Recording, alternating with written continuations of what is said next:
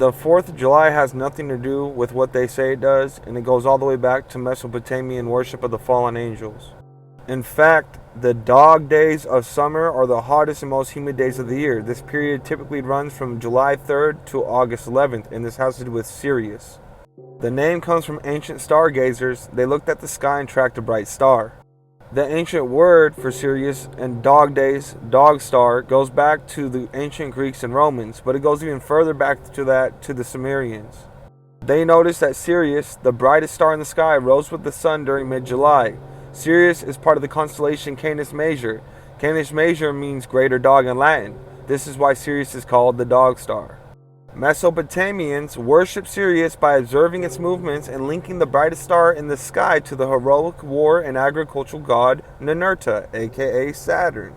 They believed the movements of the star were messages from the gods, aka the fallen angels, dictating earthly fortunes. In both Sumerian and Akkadian language, Sirius was called the arrow. This ties in the 4th of July and fireworks, and I'll show you in a second. Because it darted quickly across the night sky, and because of its blazing brightness, this celestial arrow was associated with Ninurta, the vigorous deity of war, farming, and springtime storms.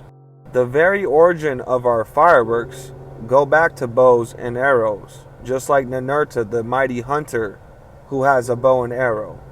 This is a mortar, and look what it says, a mini artillery shell.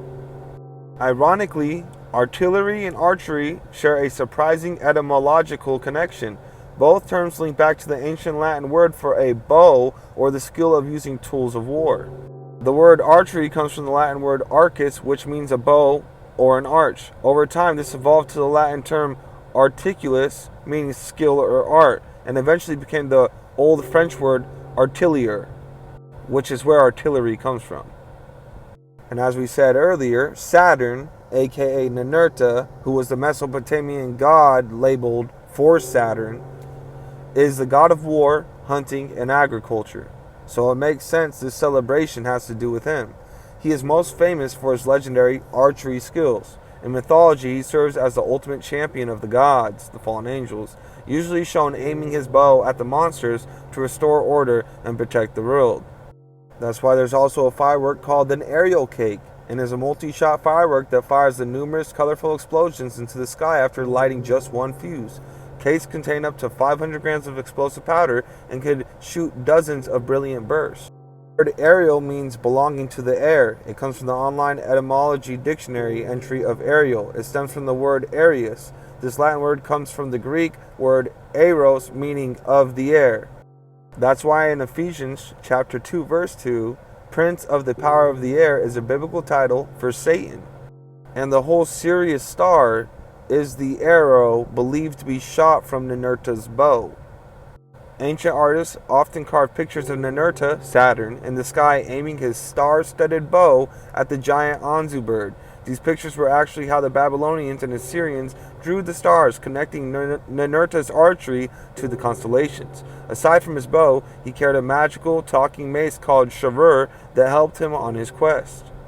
The Sumerians named Sirius, which translates to the arrow, in their night sky. This nearby constellation Canis Major was seen as a massive bow aimed right at Sirius. Because of this, the arrow or the star was linked to the war of god Ninurta.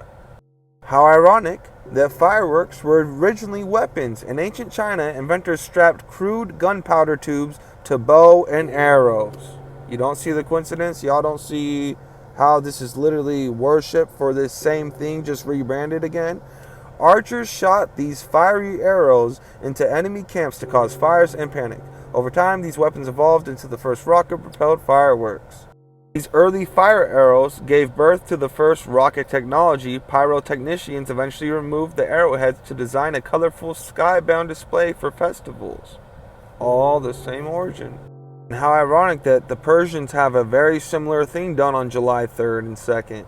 Yes, the ancient legend behind the Persian festival of Tigran involves an archer shooting a famous arrow to the sky. The legend focuses on a hero named Arash the Archer. Persia and its enemy Turan were stuck in a long war and agreed to a peace deal. They decided the border between the two countries would be wherever an Iranian archer's arrow landed. Arash climbed a high mountain named Mount Damavand. He shot the supernatural arrow into the sky at dawn. The arrow fell all morning and finally landed on the banks of the Oxus River. Again, this is the rebranding of the same star, Sirius. Yes, they are the same meaning. Tishtra is the original ancient Persian Avestan name for the divine star we know as Sirius. Tigran, sometimes spelled Tyargon, is the traditional summer festival that honors this star. We know that stars are angels.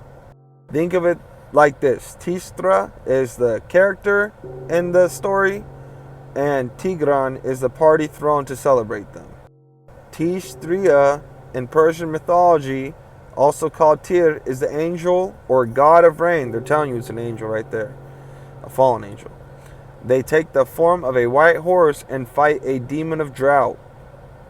Tishtria is the ancient Avestan name for the Zoroastrian and Persian deity of rain and fertility. It translates to the brilliant one or shining forth, and personifies the star Sirius in mythology. He battles the drought demon Apoasha, or however you say that. His name meaning is referring to shining, and may also relate to the third star, referring to Orion's belt or other constellations.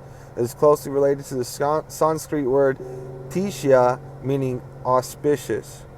Both Tishtria and Arash merge in celebrating this holiday for them. Arash means bright, truthful, or shining like the sun. And there's his statue, an archer, shooting up into the sky. Sirius is the brightest star in the night sky, with a visual magnitude of minus 1.46, often called the dog star. It appears exceptionally brilliant because it is both intrinsically bright and relatively close to Earth, at a distance of 8.6 light years away. Yada yada, I don't believe that part. So the 4th of July is essentially the same celebration that Tirgan is, just rebranded over and over, giving praise to these fallen angels. As we see, because the Persian and Zoroastrian tradition, Sirius is personified as the divine archangel and rainmaker Tishtria. And he has 3 forms he could take on: a beautiful youth, a golden horn bull, and a white horse. These are the 3 forms right here: that radiant youth, the golden horn bull, and the white horse.